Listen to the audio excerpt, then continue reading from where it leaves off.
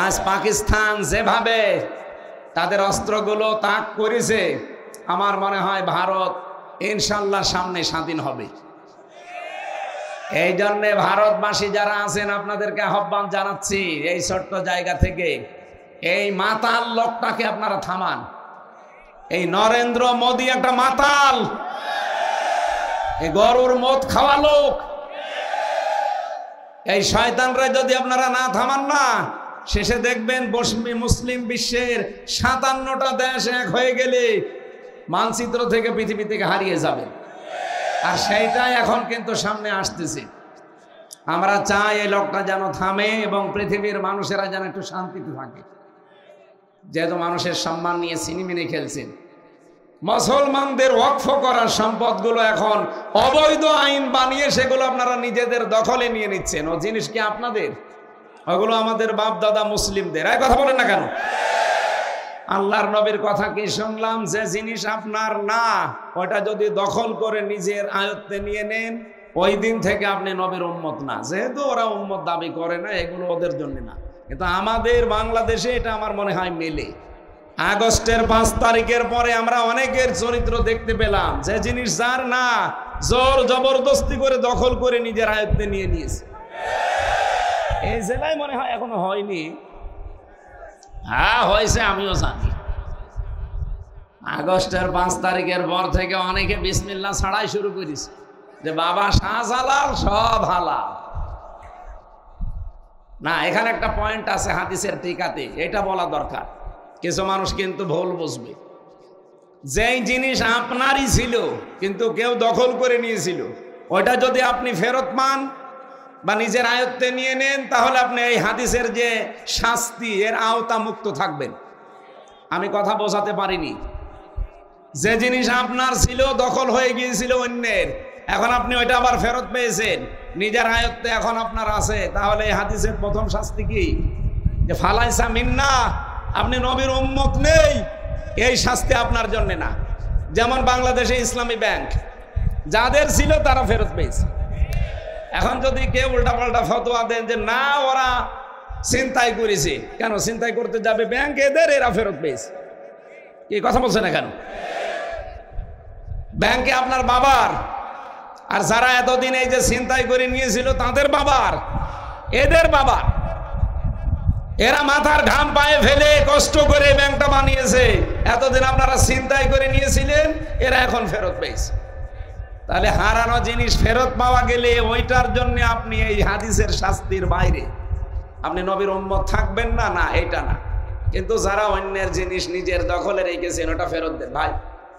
নাই তো আপনি যেহেতু নবীর উম্মত নেই, হয় আপনি ইহুদি হবেন, নাই খ্রিস্টান হবেন, নাই মুশরিক হবেন, নাই বৌদ্ধ হবেন। কথা বলছেন না কেন? নবীর উম্মত না থাকলে অন্য কোনো কিছু তো হবেনি। 4500 ধর্মের লোক আমরা এই দুনিয়ায় বাস করছি, খালি একমাত্র নাজাত প্রাপ্ত মানুষ আমরা যারা মুসলিম, নবীর উম্মত।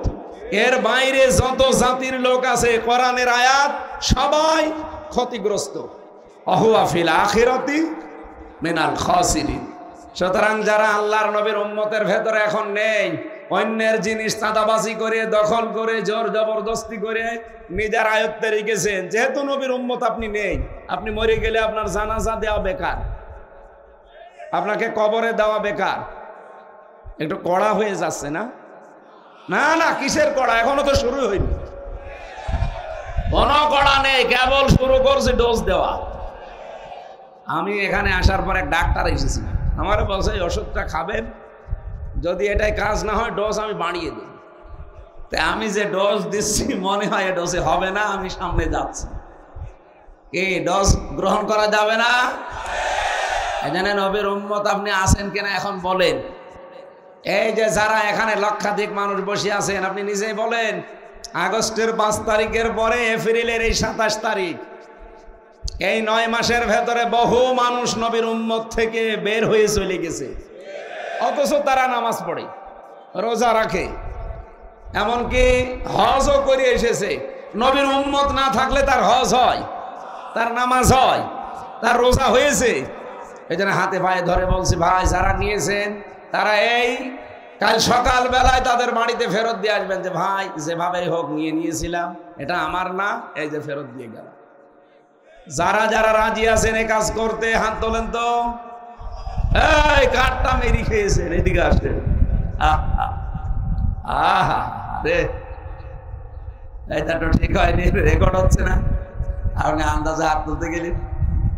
এই ক্যামেরা ওইদিকে মারার দরকার নেই না। আমরা তো আশা করেছিলাম যে অন্তত এই ছেলেটা একটু বাদ আছে, আপনারা দেখি বিরাই লোকে হাত তুলছে, কাঠটা মেরে খেয়েছে, ফেরত দিয়ে দেবেন। ভাই যে দলের লোকই আপনি হন, যে জিনিস আপনার না, যদি আপনি জোর করে নিজের দখলে নিয়ে রাখেন, কালকে ফেরত দিয়ে দেবেন, নয়তো আপনার নামাজ রোজা এই হজ যাকাত সব মাঠে মারা যাচ্ছে।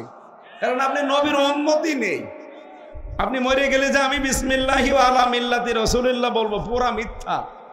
কারণ আল্লাহর নামে, রসুলের নামে, রসুলের আদর্শে তুলে দিলে আপনি রসুলের আদর্শেই নেই। নাম্বারটা আরো কঠিন।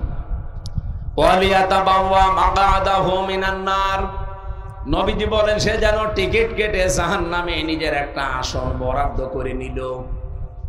আমি তো এই চর্ম চোখে দেখতে পাচ্ছি বাংলাদেশে এরকম বহু মানুষ অলরেডি জাহান্নামে টিকিট কেটে বসে আছে। যারা মানুষের জমি দখল করে নিয়েছেন, দোকান দখল করেছেন, এই বাজারেও কত দোকান দখল হয়ে গেছে নামে বেনামে। নাকি বেশি বললাম? ওই আপনারটা মনে হয় নিয়েছে, ঠিক ঠিক বলছেন দুইবার।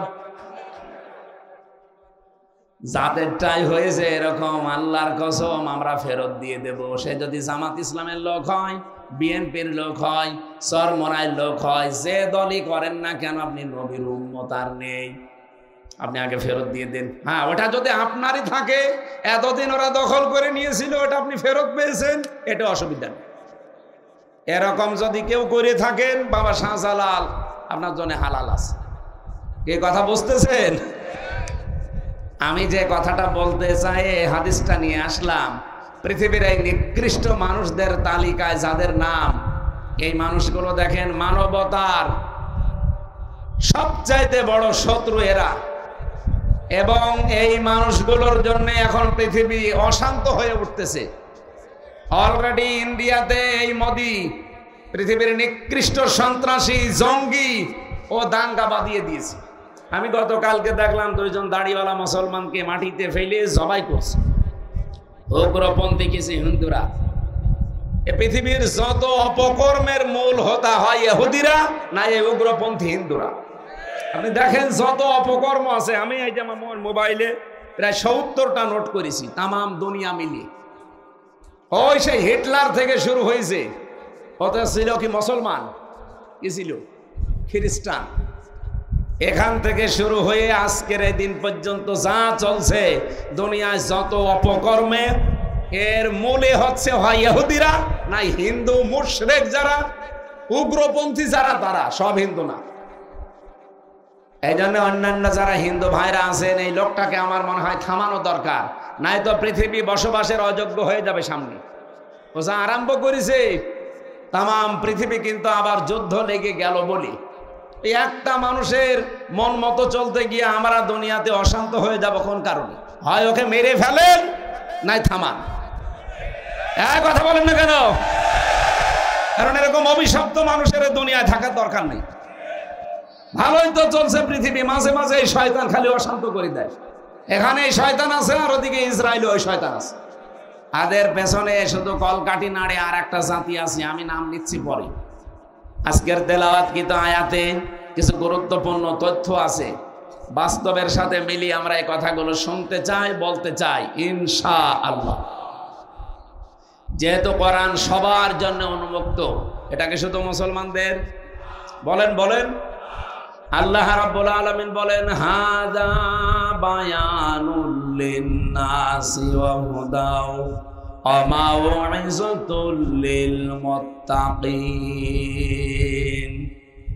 সূরা আলে ইমরানের 138 নম্বর আয়াতে আছে, 4 নম্বর পারার 6 নম্বর পৃষ্ঠা 13 নম্বর লাইনে আছে, না 12 নম্বর লাইনে আল্লাহ পাক বলেন, হে পৃথিবীর মানুষেরা, এ কোরআন আমি নাযিল করেছি জীবিত মানুষদের জন্য বায়ান হিসাবে, তাহলে কোরআন শরীফ মরা মানুষের জন্য না, জীবিত মানুষের জন্য।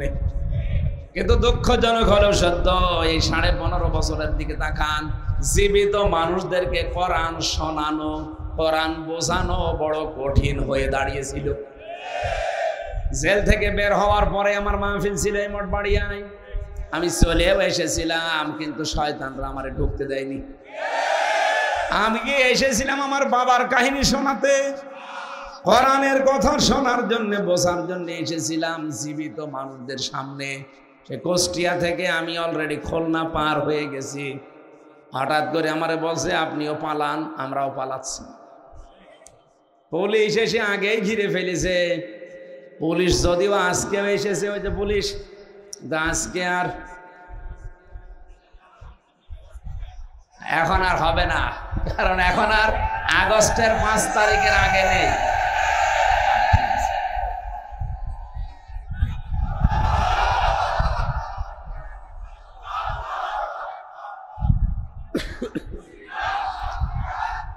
ঠিক আছে ভাই, এ দেশ আর আগস্টের 5 তারিখের আগে আছে।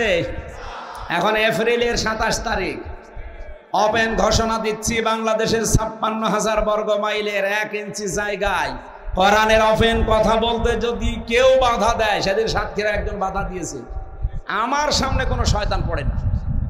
যদি কোনো জায়গায় পাই না, একেবারে জায়গায় কবর দিয়ে দেবো, তাও বিসমিল্লাহি ওয়া আলা মিল্লাতি রাসূলিল্লাহ ছাড়া কোনো ছাড় নেই আর। কারণ ওর জন্য বিসমিল্লাহ পড়েও লাভ নেই, আলা মিল্লাতি রাসূলিল্লাহ পড়েও লাভ নেই। ওই এমনিও জাহান্নামে যাবে। কোরআন বিরোধী যারা, জাহান্নামী তারা। এ ফতোয়া কে দিয়েছে? সুতরাং কেউ বাধা দেওয়ার সাহস করবেন না। অন্য স্যারে দিয়েছেন, আমার সামনে এখনো পর্যন্ত পড়েনি, বিশেষ করে আগস্টের 5 তারিখের পর থেকে। এর আগে পড়েছিল কিছু শয়তান, আমি তখন কিছু বলি নাই। এখন যদি পড়েন, আমি একেবারে আল্লাহু আকবার বলে ওই ওদের সে পাঁঠা জবাই করে যেভাবে, ওরা তো আল্লাহু আকবার বলে না। আশা করছি এই দুঃসাহস কেউ দেখাবেন না। আপনি নিজের কপালে নিজে আগুন লাগাচ্ছেন, আরো মানুষের ভেতরে বিভ্রান্ত ছড়াচ্ছেন। সাতক্ষীরার যে চেয়ারম্যান নামে কলঙ্ক, এই কোলাঙ্গার এই লোকটা কয়েকদিন আগেও প্রশাসনের লোক তাকে বাটপার বলে গালি দিচ্ছে। অথচ কোরআনের মাহফিলে যে আলেমকে অপমান করে, আমি কেন যে ওই দিন থাকলাম না। আমার 1 তারিখে আছে সাতক্ষীরায়, দেখি ওই আল্লাহর ওলি পড়ে কিনা। যদি পড়ে, ওরে আমি লবণ ছাড়া ছিলি ফেলি। শয়তান।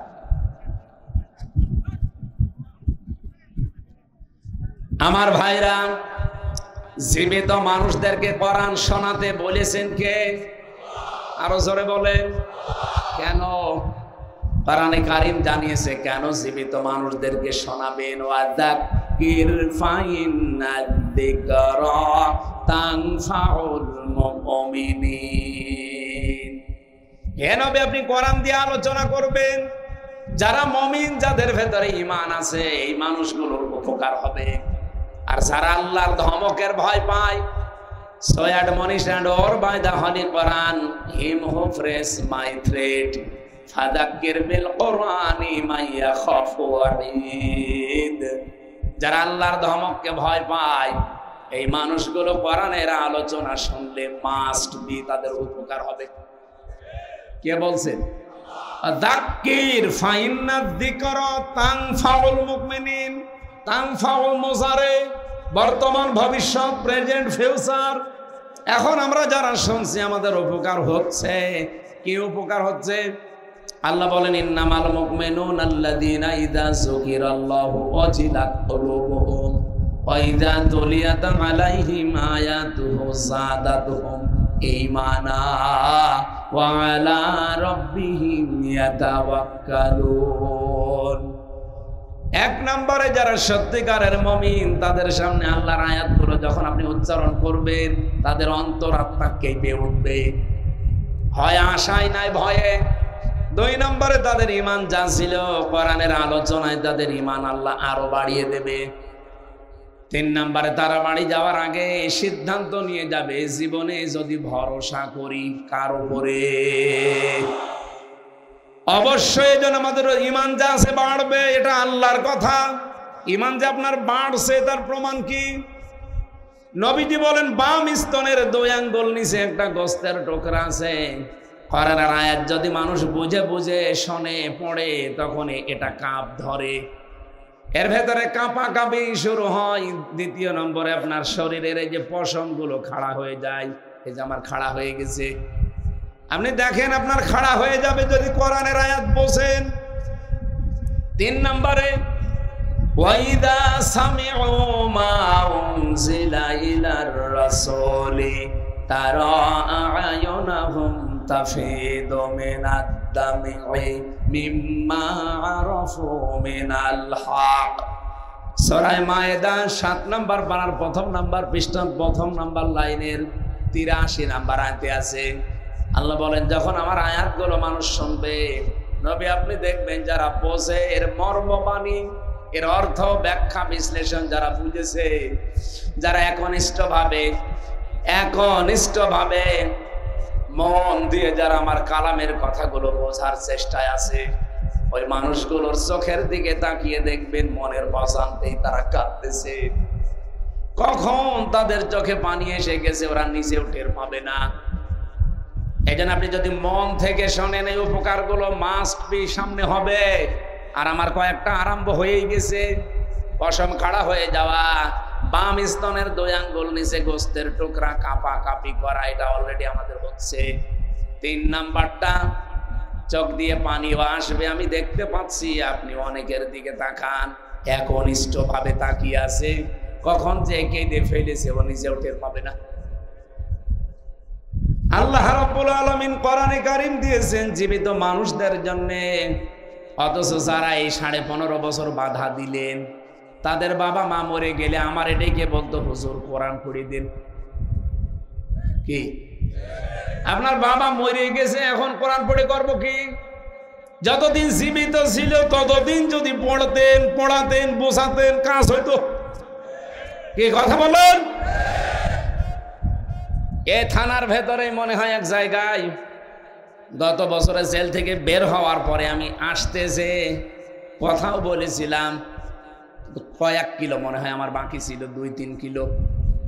পুলিশ আমার আগে এসে প্রায় 1-1.5 গাড়ি ভরে গেছে। ওরা বলছে হুজুর আসলে আমরা যেভাবেই হোক ধরবো। আজকে ধরেন তো ভাই, আসুন আজকে ধরে নিয়ে যান, যে বন্দি করি না। যাদের কথা মতো এই কাজগুলো এই মানুষগুলো করেছিল, দোষ শুধু এদের তো না, দোষ এদের বড় বড় যে অফিসারগুলো ছিল আর যারা বাধা দিয়েছিল ওই শয়তান। জীবিত মানুষদের আমরা আসি কোরআন শুনতে, আর ওরা বলে না মরিয়ে গেছে, এখন পড়ে করবো কি? আমি আহ্বান জানাচ্ছি, এটা যেহেতু রেকর্ড হচ্ছে সারা বাংলাদেশের, সাধারণ যে পোশাক পরে পুলিশেরা আছে এদের দোষ না ভাই। হ্যাঁ, কিছু উল্টাপাল্টা লোক ছিল, সে মানুষরা পালিয়েছে। আমার কুষ্টিয়ায় বাড়ির নিচে যে ভাড়া থাকতো ওটা ছাত্রলীগের ক্যাডার ছিল, আমি জানতাম না। আমি তো 3 বছর জেলে। ও ম্যাডাম যারে পাড়িয়েছে তারই ভাড়া দিয়েছে, আর প্রশাসনের লোক না দিলে তো সমস্যা করবে। পরে আগস্টের 5 তারিখের পরে বিকালবেলা এই যে আল্লাহর ওলি পালিয়েছে, আজ পর্যন্ত আমরা আর কোনো খোঁজ নেই। তালা লাগানো এই 9 মাস, ভাড়াও পাই না, জিনিসপত্রও খুলতে পারি। কোথায় যে গেছে তার বউ ছেলে মেয়েরও খোঁজ নেই। কি করলেন আপনি? টাকা পয়সা কামাই করে কি করলেন বলেন? এই কিছু কিছু অফিসারের কারণে, কোলাঙ্গার যে মানুষগুলো, তাদের কারণে সাধারণ কনস্টেবল যারা, এসআই, এই মানুষগুলো আজ জাতির কাছে এখনো পর্যন্ত কালার হয়ে আছে। এরা এই পোশাক দেখলে এখনো ঘৃণা করে না। এই পোশাকটার দোষ না, এটা সম্মানিত পোশাক। নবীজি 2টা শ্রেণীর মানুষকে বলেছে তারা জাহান্নামের সাথে তাদের চোখ কোনোদিন আগুনে জ্বলবে না। 1 নম্বরে যারা রাতের বেলা উঠে গনার কথা স্মরণ করে কান্নাকাটি করে, আর 2 নম্বরে প্রশাসনের লোকজন যারা রাতের বেলা আমাদের জানমাল ইজ্জত আবরু পাহারা দেওয়ার জন্য রাত জেগে থাকে। আমি এই মঠবাড়িয়া থেকে কুষ্টিয়া, এখান থেকে যাবার সময় অন্তত 10 জায়গায় ওরা রাতের বেলা পাহারা দিচ্ছে। অথচ যারা এই কাজ 15.5 বছরে করেছে, এই কঠিন অবস্থা, তারা কি পাহারা কোনোদিন দেয়? ওই ডিসি, এসপি, টিওনো এরা কোনোদিন ওসি পাহারা দেয়? তারা তো ঠিকই তার জায়গা মতো, কিন্তু এদেরকে কালার করে দিয়ে গেল। এই জন্য আমরা বারবার আহ্বান জানিয়েছি ডক্টর মোহাম্মদ ইউনূস সাহেবের কাছে, স্বরাষ্ট্রমন্ত্রীর উপদেষ্টার দায়িত্বে যিনি আছেন, বহুবার এ কথা বলা হচ্ছে যে ওদের বিভাগটা আলাদা করে দিন। প্রশাসন আগামী থেকে কারো কথা মতো চলবে না, ওরা চলবে ওদের আইজির কথা মতো। কে কথা বলে না কেন? কোন নেতা খেতা পাতি নেতা এমপি মন্ত্রী উপজেলা চেয়ারম্যান না, কারো কথা শোনার দরকার নেই, ওরা শুনবে ওদের গতিতে ওদের আইজির কথা মতো, দেশ ঠান্ডা হয়ে থাকবে। আমি মালয়েশিয়া এইটাই দেখে আসলাম, সিঙ্গাপুরে এইটা দেখে আসলাম, এই যে ছিলাম কিছুদিন আগে। এই সমস্ত দেশগুলোতে শান্তি বিরাজ করার পেছনে কারণ হচ্ছে এই প্রশাসনের এই নিরপেক্ষতা। কিন্তু এগুলো আজ সব দলীয়করণ করে ফেলেছিল, এই জন্য আমরা জাতির লোকেরা ছিলাম মিনি জাহান্নামে। আমরা আগামী থেকে আর জাহান্নামে থাকতে চাই না। এই জন্য দায়িত্বে যারা আছেন, আমি নিজের কথা বলছি না, এটা বহু মানুষের কাছে আমি শুনেছি, এমনকি প্রশাসনের বড় বড় মানুষকেও শুনছি, তারা বলছে এই কথা মানুষকে জানান, ওপরে যেন বলে যে আমাদের বিভাগ আলাদা করে দিন। আমরা কোনো নেতা খেতা পাতি এগুলোর কথা শুনি চলতে চাই না, আমরা চলবো আমাদের আইসির কথা মতো, আমাদের বিভাগ অনুযায়ী। দেখেন দেশের শান্তি হয় কিনা। মালয়েশিয়াতে যে শান্তি শুধু এই কারণে, এটা আমরা চাই কিনা বলেন তো? এই লক্ষ মানুষেরা একটু হাত তুলে জানান দেন তো সরকারের কাছে, এটা চাই কিনা? প্রশাসন থাকবে আলাদা, ওদের বিভাগে আলাদা, কথা বলেন না কেন? কোন এমপি মন্ত্রী নেতা খেতা উপজেলা চেয়ারম্যান কারো কথা শোনা লাগবে না। আমরা এরকম একটা বাংলাদেশ সামনে দেখতে চাই না। ওরাই তখন দেখবেন আল্লাহর খাস ওলি হয়ে যাবে। প্রশাসনের জন্য মন থেকে মুসাফির অবস্থায় দোয়া করছি। নিজেদের বাবা মা আত্মীয় স্বজন ছেড়ে যারা বাংলার বিভিন্ন প্রান্তে আমাদের জানমাল ইজ্জত আবরু হেফাজতের জন্য দিন নেই রাত নেই 24 ঘন্টা ওদের ডিউটি। বাংলাদেশে একটাই বিভাগ আছে যাদের কোনো ডিউটির শেষ নেই, 8 ঘন্টা না, কে বলেছে? ওদের 24 ঘন্টা ডিউটি। টয়লেটে যদি বসে থাকে, যদি বাঁশি পড়ে, অর্ধেক শেষ করে দৌড় দেওয়া লাগে। এইরকম কঠিন চাকরি ওইটা, আমি নিজে তো দেখেছি। সম্মানিত ভাইরা, এই জন্যে মন থেকে মুসাফির অবস্থায় দোয়া করছে, আল্লাহ তাদেরকে আগের সেই অবস্থায় তুমি আবার ফিরিয়ে দাও। বাংলার মানুষের ভেতরে যে ভ্রান্ত ধারণাটা এখনো আছে, ভ্রান্ত ধারণাটা আসলে আমরা পেয়েছিলাম কষ্ট, এই কষ্টের কারণে যাই হয়েছিল এটা যেন আগের অবস্থায় আবার এই মানুষগুলো ফিরিয়ে যায়। বলেন আমিন। কোরআন শোনানোর কথা কি মরা মানুষ না জীবিত মানুষ? আমরা কি মরা না জীবিত? দুইটা কথা আল্লাহ আয়াতের পরবর্তীতে দিয়েছেন। হুদান, পথ নির্দেশিকা, এর ভেতর থেকেই নেওয়া লাগবে। কারণ হেদা হুদা শব্দের শাব্দিক অর্থ আমি 55টা পেয়েছি তাফসিরে। এদিকে তাকান, তাফসিরে ফি জিলালিল কোরআন দেখবেন, তাফসিরে বাইজাবি দেখবেন, এই হুদার আগে আলিফ লাম আছে। আল্লাহ পাক না, এই হুদার আগে ওয়াও আছে, ওয়া। বাইজাবি নাসিরউদ্দিন বাইজাবি রহমতুল্লাহ আলাইহি ব্যাখ্যা করতে গিয়ে তিনি টিকায় দিয়েছেন কেন আল্লাহ হুদান দিলেন, এরপরে মাউইজাতুন দিলেন। এই দুইটা গুরুত্বপূর্ণ শব্দ আল্লাহ এখানে প্রয়োগ করলেন, তৈরি করে লাগিয়ে দিয়েছেন। কেন জানেন? এই পৃথিবীতে একমাত্র হেদায়েতের কিতাব একটাই আছে, তার নাম কোরআন শরীফ। কোরআন বাদ দিয়ে পৃথিবীর কোন কিতাব আপনাকে হেদায়েত দেওয়ার ক্ষমতা রাখে? বলেন বলেন। সুতরাং পৃথিবীর কোন কিতাব পড়ে আপনি হেদায়েত পেতে পারেন না কোরআন ছাড়া। কোরআনের ব্যাখ্যা যদি হয় আপনি পড়েন, কোরআনের বিশ্লেষণ যদি করা থাকে পড়বেন। আপনার জীবনে পড়া যাই হবে, লেখাপড়া কোরআন কেন্দ্রিক হওয়া লাগবে। দুঃখজনক হলো সত্য যে সিলেবাস বানিয়ে উপহার দিয়েছিলে জাতিকে, কোরআনের কিছু ছিল। বলেন কি রান্না শিখাতো? ডাল রান্না, আম রান্না, বেগুন রান্না করা, ডিম ভাজি। তো আমি শিখে করবো কি? আমার বউ নেই? শিক্ষা ব্যবস্থাকে পুরা ধ্বংস করে ফেলেছিল এরা। আল্লাহ যদি দয়া করে দেশটা দ্বিতীয়বার স্বাধীন করে না দিত, আল্লাহর কসমে জাতি অলরেডি জাহান্নামে প্রবেশ করেছিল। আপনি তো টের পাচ্ছেন না। ক্লাস 7 এর 8 এর বই পড়ানো যেত না? যারা পড়ায় জিজ্ঞাসা করে দেখেন। একটা মেয়েকে তার বাবা যদি ক্লাস 7 8 এর বই পড়াতে যায়, আমার আল্লাহর কসম মাস প্রিয় লজ্জায় মরে যাওয়ার কথা যদি বাবা হয়ে থাকে। এই কথা বলেন না কেন? শিক্ষকরা বাবার মতো না? তো তারা পড়াবে কি করে মেয়েকে বলেন? এই জায়গায় পৌঁছিয়েছিল। সমকামিতার নাম দিয়ে, শরীফ শরীফার নাম দিয়ে এমন জায়গায় জাতিকে নেওয়ার চেষ্টা চালাচ্ছিল ভারতের প্রেসক্রিপশন অনুযায়ী, আপনি ভাবতেও পারেননি। একটা লোক সকালে বলছে আমি শরীফ, বিকালে বলছে আমি শরীফা।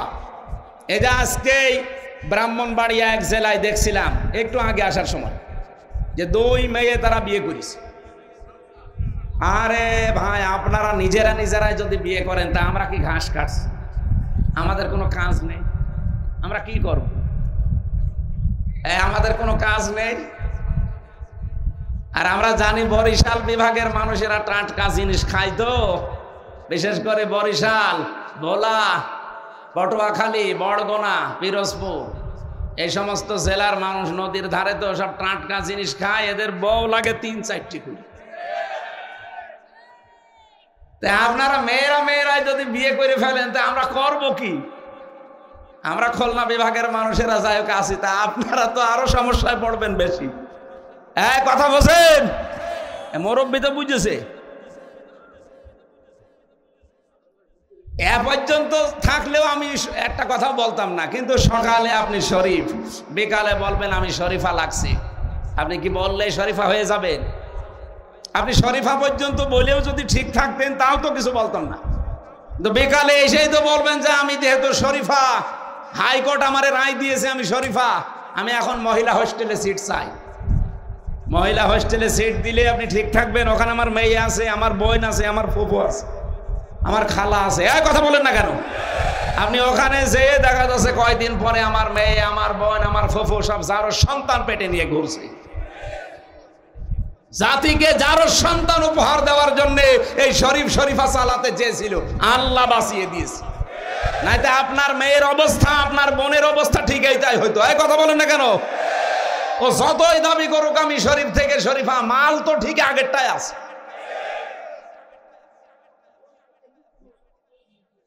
এই জন্য হেদায়েত দেওয়ার একচ্ছত্র মালিকানা আল্লাহ কোরআনকে দিয়েছেন। হুদান, এটাই পথ নির্দেশিকা। এখানে একটা হাদিস এসেছে, বলবো আমি, আপনারা শুনতেছেন? তিরমিজি শরীফের হাদিস। এইটাই আমার ওয়াজের ফার্স্ট পয়েন্ট। ভালো করে শুনবেন, যদি মেনে নিতে পারেন কপাল খুলে যাবে এক্ষুনি, আর যদি মানতে না পারেন ওই যা ছিলেন তাই। মানিত্তাবাল হুদা বিগাইরিল কোরআন আদাল্লাহুল্লাহ। তিরমিজি শরীফের হাদিস। নবীজি বলেন যেখানে কোরআন নেই, যেহেতু হেদায়েত দেওয়ার মালিক আল্লাহ, আল্লাহ কাকে দিয়েছে? কোরআনকে। বলেন বলেন, আরো জোরে বলুন। পৃথিবীর কোন পীরের হাতে হেদায়েত আছে? না, নেই। আমি আজকে চরমনার ময়দান পুরা ঘুরে দেখলাম, মাদ্রাসা সরসিনার পুরা মাদ্রাসা, সারাদিন এই 2 জায়গায় গিয়েছিলাম। এনএস মাদ্রাসা, যেটা কামিল মাদ্রাসা, যে ঝালুকাঠি, ওখানে গিয়েছিলাম কয়েকদিন আগে। পুরা মাদ্রাসাগুলো ঘুরে ঘুরে আমি দেখেছি, এই দরবারগুলোতে শিরিক পেলাম না। আপনারা যাবেন। কিছু মত পার্থক্য আমাদের সাথে আছে, ওটা আমি মেনে নিয়েছি। এখন জাতীয় স্বার্থে বাংলাদেশের মানুষের এটা মেনে নেওয়া লাগবে। তাদের যে খেদমতগুলো, এটা আমাদের এখন স্বীকার করা দরকার জাতির।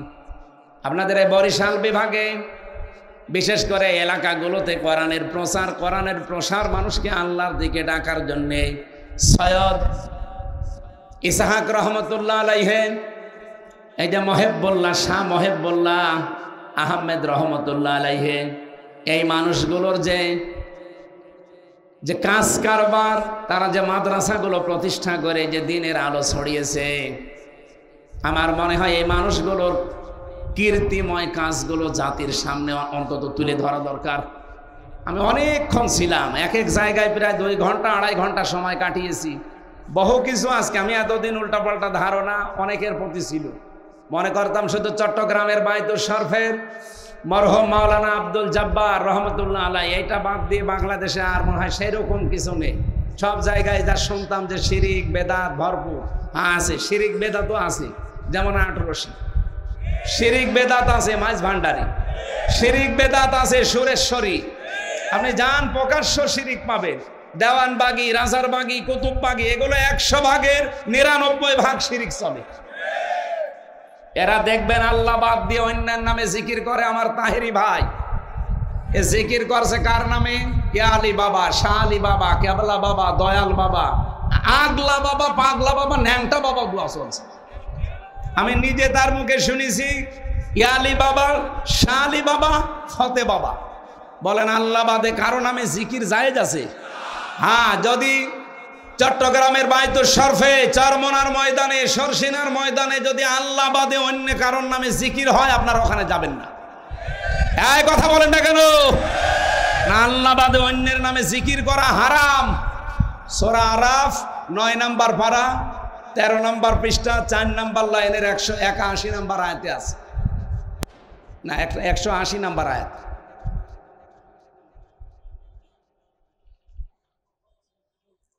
ওয়ালাকাদ যারানা লি জাহান্নামা কাসীরাম মিনাল জিন্নি ওয়াল ইনসি, আয়াতের পরের আয়াত কি? আয়াতের পরের আয়াত কি? না না, এর আয়াতের পরেরটা। যাই হোক, আমি আয়াত নাম্বার বলে দিয়েছি বাড়ি, যে আপনার দরকার বিশ্বাস না হলে মিলিয়ে নেবেন। সূরা আরাফ 9 নম্বর পারা 13 নম্বর পৃষ্ঠা 4 নম্বর লাইনে আছে 80 নম্বর 180 নম্বর আয়াত। যে কোনো তাফসিরের সাথে মিলাবেন।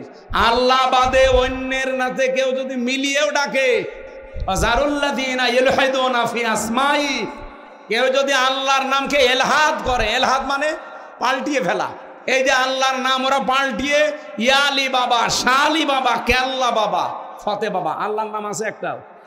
কোথায় আপনি পেলেন এগুলো? এই জন্য আমি যে সমস্ত দরবারগুলো নিজে দেখে আসলাম, আপনারা দরকার হয় বড় বড় আলেম যারা আছেন দেশে যাবেন দেখতে। যদি দেখেন যে শিরিক বেদাত এখানেও আছে, ওখানে মানুষকে যেতে নিষেধ করবে। যেহেতু এই সমস্ত জায়গার নিয়মগুলো দেখে আসলাম, এরা জিকির আল্লাহর নামেই করছে, এরা দরুদ রাসূলুল্লাহর নামেই পড়ছে। কিন্তু কিছু মানুষ যেখানে শিরিক আর বেদাত প্রকাশ্যে, যেখানে আল্লাহর নামই পুরো পাল্টিয়ে ফেলেছে, এমনকি আল্লাহর নামই বাদ দিয়ে দিয়েছে, এই জায়গায় গেলে আপনার ঈমান থাকবে না যাবে? তা আমি অন্তত থাকতে আপনার ঈমান চলে যাবে, আর আমি বসে বসে ঘাস কাটবো? 55 বছর পর্যন্ত আল্লামা সাইদি রহমতুল্লাহ আলাইহি এই কথাগুলো জাতিকে জানাতে চেয়েছিলেন যে আপনারা শিরিক করবেন না নামের ভেতরে, আল্লাহর নামে। রাসূলুল্লাহকে তুলতে তুলতে এমন উপরে তুলে ফেলে, আল্লাহর উপরে সম্মান দিয়ে দেয়। না, স্থান ঠিক রাখা লাগবে। 1 নম্বরে কে? 2 নম্বরে রাসূলুল্লাহ, 3 নম্বরে মা বাবা। বলেন বলেন, আপনি সিরিয়াল ঠিক না রেখে একবারে মা বাবাকে আল্লাহর উপরে তুলে